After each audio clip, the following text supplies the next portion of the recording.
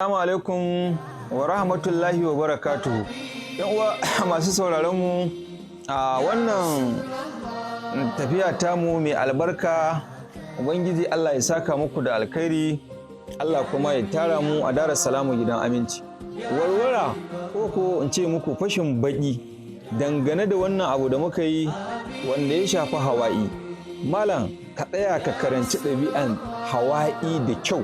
Wai kun san me yasa na ce muku akan Najeriya akwai sauran karatu?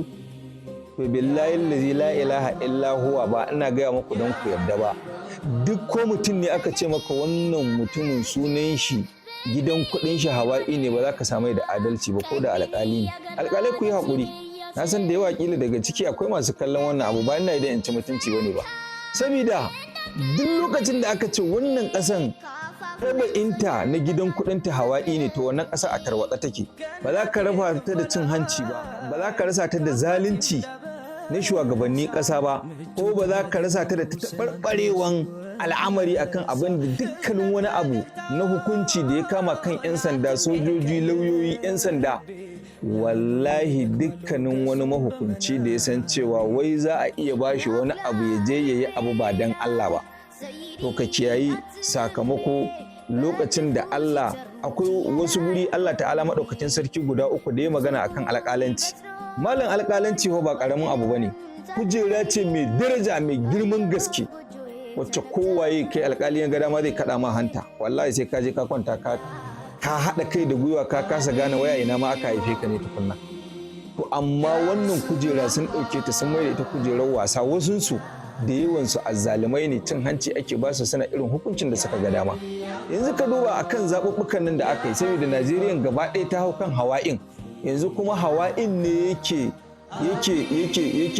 kan saman kowace tafiya, musamman mun koma ɗabi'a a wannan daidai wannan lokacin da muke ciki. Duk mutumin da yake dama harafinsa ya ɗauko harafi ne na hawa'i, to an dinga fama da zalunci akan wannan lamari. To su mutanen ma da Allah ya ce wa man lam yahkum bima anzalallahu fa ulaika humul kafiruna wa man lam yahkum bima anzalallahu fa ulaika humuz zalimuna.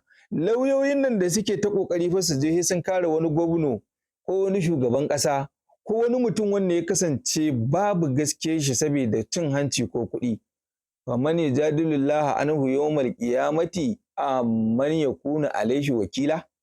Wai kuna tunani a nan duniya idan kun taimaki mara gaskiya ya kai matsayin mai gaskiya, to fa man yajadilullaha anhu yawmal qiyamati, ranar da Allah ya tashi wannan shari'an da kuka yi aka tashi za a maimaita ta ranar tashin alkiyama, amman yakuna alaihi wakila, akwai wanda zai tashi a gaban Allah ya kare wannan mutumin da ya zo aka masa shari'ar da ya tabbatar ta zalunci ce, ta ƙarya ce, ta yaudara ce.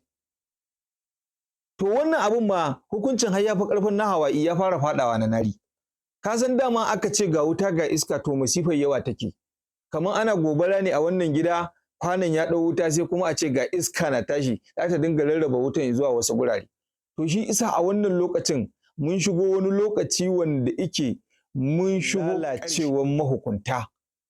To ku jira, akwai abin da Allah yake jira a kanku, zai zo da hukunci a kanku da gaggawa.